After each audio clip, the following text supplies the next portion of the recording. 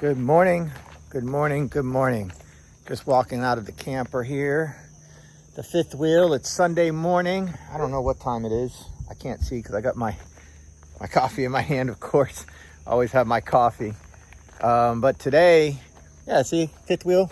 If you go back in my library, I don't know, 12, 10, 15 videos back, I break all this down. I show you guys how I live, rent-free, mortgage-free.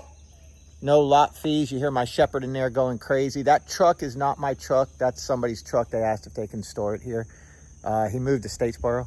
And then my van, and which I don't use anymore. And then my closest neighbor right there, nice little retired people, double wide. Guy across from there has 2 lots. He's never there. Basically empty. House on the corner. I did the home inspection for that house right there over my head. And that house is abandoned.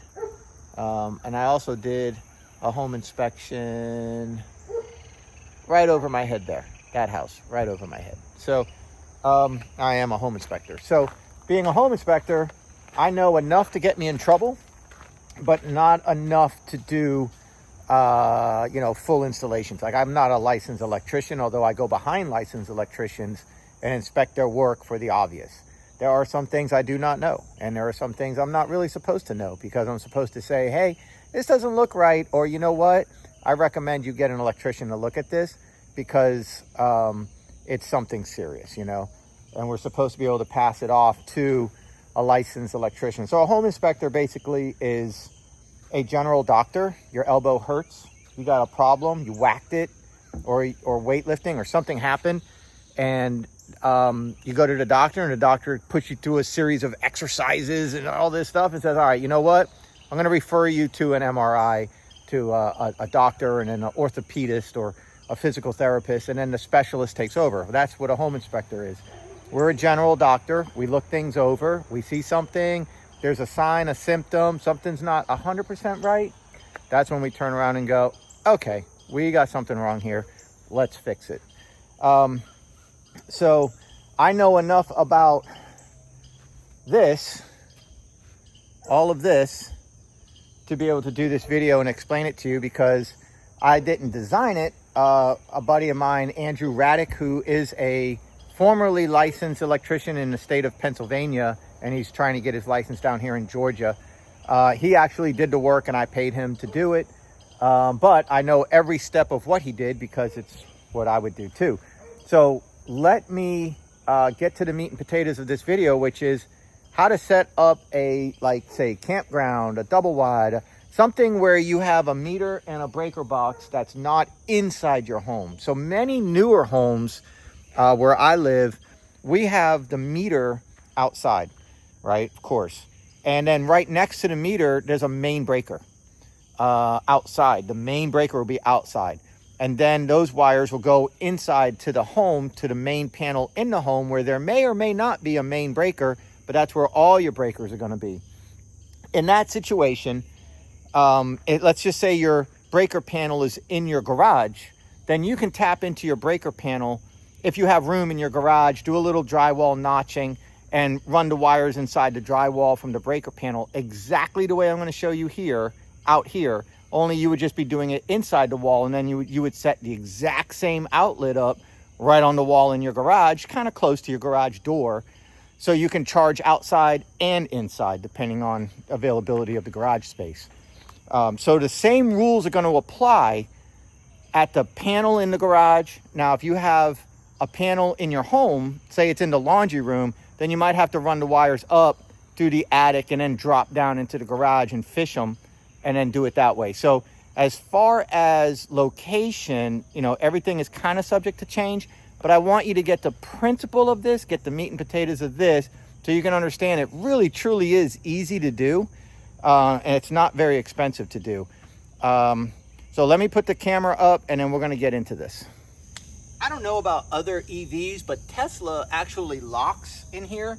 So when you plug this in, if you don't have your phone, your device, your key card, if your phone app or your Apple Watch app, like I have it on Apple Watch, so I can walk out to my car without my phone if I have my watch on, and I can unlock my trunk, my my frunk, which is your front trunk. I can open my doors. I can even pop the door. I think I can pop the door from here. I know I can pop the door, actually open the door, pop it from the phone app. But if once you plug this in, you can't take this out. You can't push this button and pull this out because it's locked. So nobody can just come and steal your $200 or $300 charger. I don't even know what these cost. This came with my premium model. I don't think they come with the base. So just a note. I just wanted to say that. I don't know if other EVs lock, but this one actually locks. So only I can unlock it as long as I have the phone or my watch nearby. The car knows I'm here and it'll let me do it. I don't have to do anything. Just the phone's on my purse and it's close to the car, proximity. So I just wanted to make that note. And then as soon as you pull this out, and I'll show you, this closes automatically. Kind of cool. Okay, when I first did my video showing the house, showing everything, I showed you this panel, this electrical panel, and I explained to you how I had to put this meter base up. They come and put the meter in, but I had to put the meter base up. I had to run the wires down to the transformer right here to, it's not, whatever, I don't know what it is, but I had to run the wires into there and have them loose. They connect them in there, they run it, they bring the wires in, I'm sorry. I have to hang this and I have to have the pipe ready into there. And then they come and they run the wires and connect the meter once you get the code compliant. I had to run this, and then from here, I had a outlet here that I just ran the camper to. And then over time, once I got my gym and I needed to run power back there and then washer and dryer, lights, air conditioning, and everything that I did back there, I then ran this from here. So this wasn't here. So I ran this down and I ran my wires all the way back to the gym. Then when I got my car and I knew I was picking up my car, the Saturday that I picked up my car, I knew I wanted to EV charge at home with no delay. Let me make sure I'm in this, right? Yeah.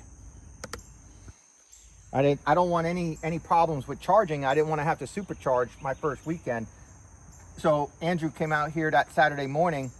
Well, I went and did an inspection. Then I went and picked up my car. And when I came home, this was done. So what he had done is he added this panel and he added this on my request, right? So this is a 120 volt.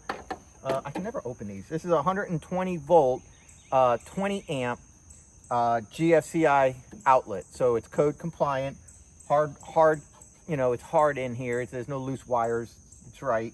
So this is, I can plug in and vacuum my car or whatever I need. I have electric right here, which was kind of important to me, right? So I have that, and I'll show you in a second here. And then he installed this. And when he installed this, now I have all the panels loose for ease. When he installed this right here is the 40 amp breaker for the charger, okay? And I'll show you the other side in a minute. All right, so they say to do a 30 amp breaker, but we did a 40 amp breaker because these chargers do 32 amps.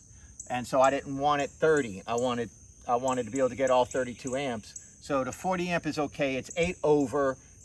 I get it. Chew me out if you want to, but not a big deal. So we went with the 40 here.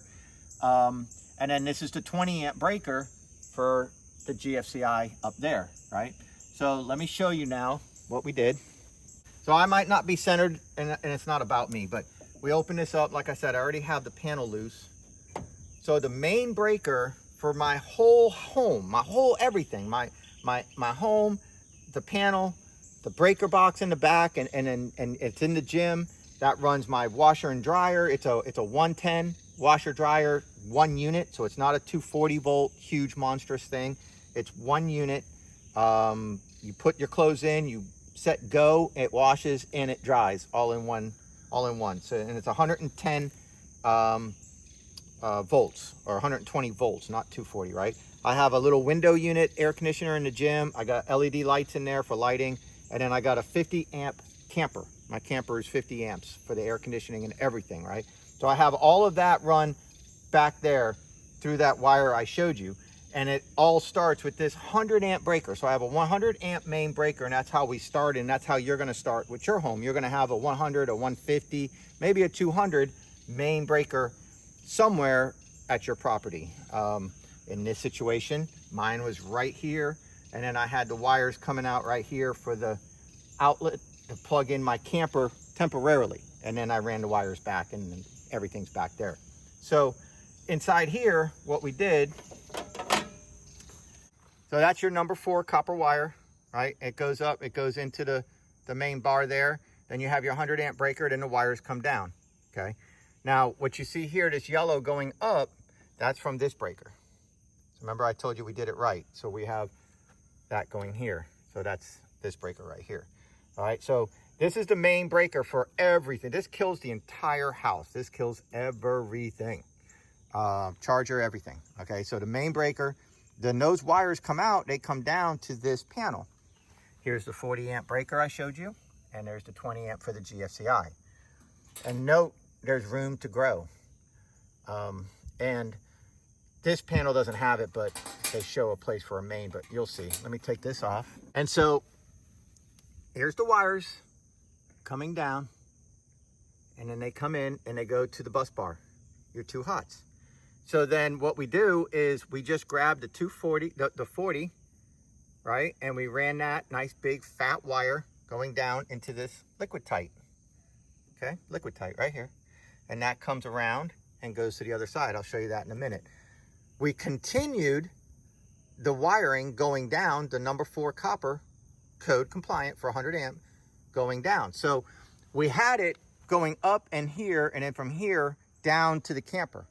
So all we did is we cut it, we put it here and here, and then we added it from here and here going down. That completes the circuit going all the way down and all the way back to the camper. Oh, I'm sorry, to the gym. We tapped in here and here. That's for the charger. And then here, you can see here's the hot, there's the neutral, there's the ground. So everything is separated, the box is separated. The ground and neutral are not bonded in here. No objective current, nothing like that. So for the sake of the video, all you have to do is add a 40 amp breaker and run your 2 hots, and then your ground and your neutral. Run it into liquid tight, and then come over here. And here's the, right? Here's the liquid tight into a panel, a little box here. And then it's into your 50 amp, 240 volt type outlet, even though it's 30 amp, but this is the adapter they give you.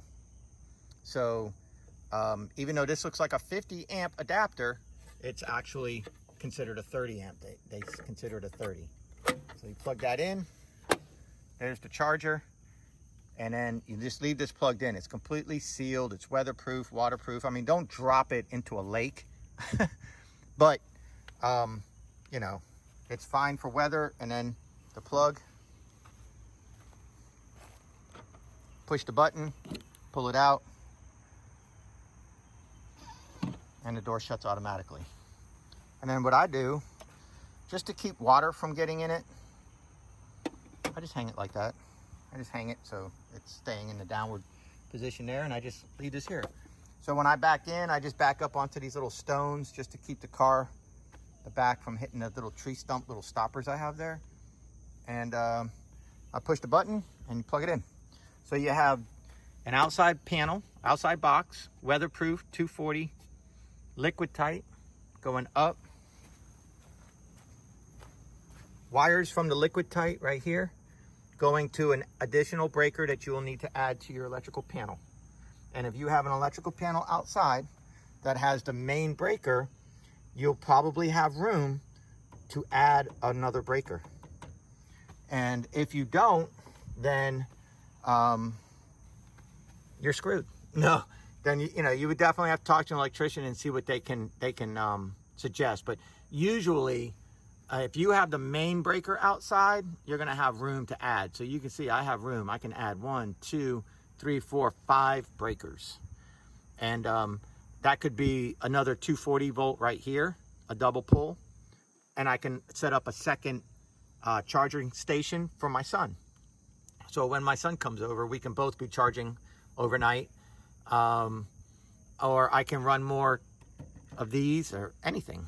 Outdoor lighting, I could do it all right here. I could just have everything right here.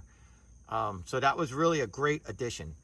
And so what we did is we just cut the wire, put it here and here, and then continued it here and here and ran it down. That's it. That's all we did. That was too easy. And that is number 4. He used number 6 aluminum. That's why that's bigger. This is number 4 copper. And then he has number 6 aluminum going from here to here. And then we picked back up with my original number 4 copper going from here down.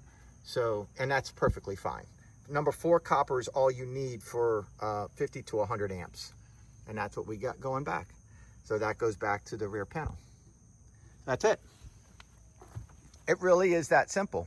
Meter, main breaker, exterior panel added, and then your outlets.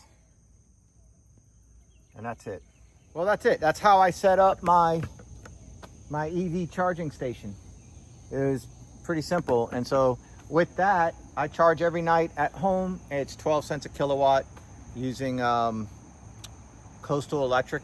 So if you guys don't believe me, you can call Coastal Electric in Liberty County, Georgia, and ask them how much the electric is. It's 12 cents a kilowatt. And they just raised it in March or May from 11.5 to 12. So that's good. They're not going to be raising it anytime soon. So that's it. That's how I charge my Tesla.